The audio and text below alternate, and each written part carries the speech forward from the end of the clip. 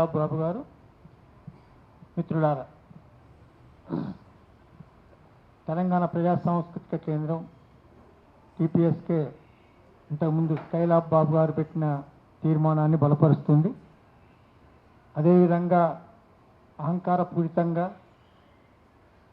మాట్లాడిన అమిత్ షాని చట్టరీత్యా శిక్షించాలి, ఆయనని కేంద్ర క్యాబినెట్ నుంచి బర్తరఫ్ చేయాలని డిమాండ్ చేస్తాను.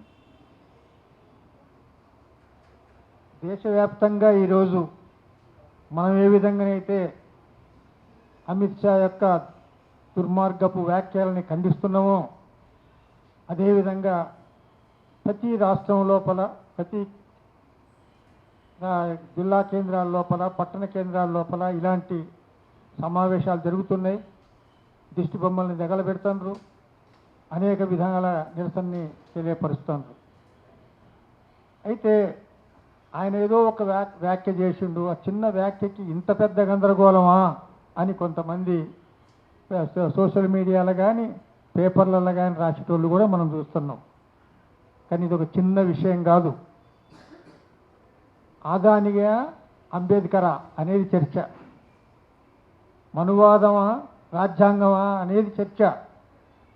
ఏదేమైనా చేసి రోజు రోజుకి మనువాదానికి వ్యతిరేకంగా, ఈ ఆదానికి వ్యతిరేకంగా ప్రజల లోపల చైతన్యం కల్పించేలాగా ప్రతిపక్షాలు పనిచేస్తున్నాయి.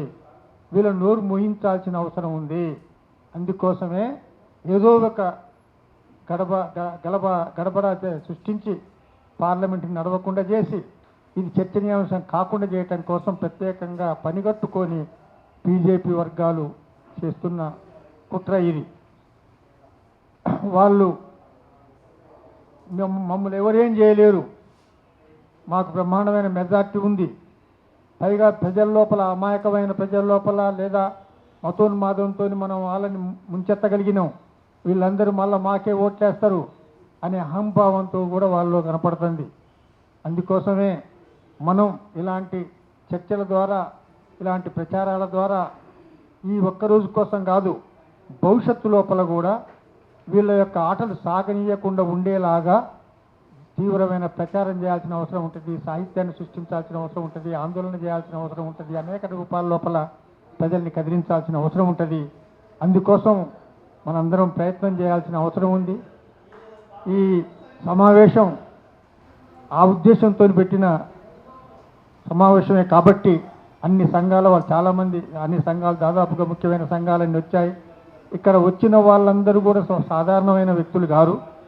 ఆల్రెడీ ఆయా సంఘాల లోపల, ఆయా సంస్థల లోపల కీలకమైన వ్యక్తులు. వీరికి ఈ విషయం తెలిసిందంటే వీరి ద్వారా వందల మంది, వేల మందిగా ఉన్న సంఘ సంస్థల సభ్యులకి ఈ విషయం చేరుద్దని నమ్మకంతోనే నేనున్నా. కాబట్టి అందరూ దీన్ని సీరియస్గా తీసుకొని ఈ కార్యక్రమాన్ని ముందుకు తీసుకుపోవాలని, దేశవ్యాప్తంగా జరుగుతున్న ఇలాంటి నిరసన కార్యక్రమాన్ని కొనసాగించేలాగా మీ సంఘాల ద్వారా, సంస్థల ద్వారా కృషి చేయాలని కోరుతూ నాకు ఈ అవకాశం ఇచ్చిన మీకు ధన్యవాదాలు.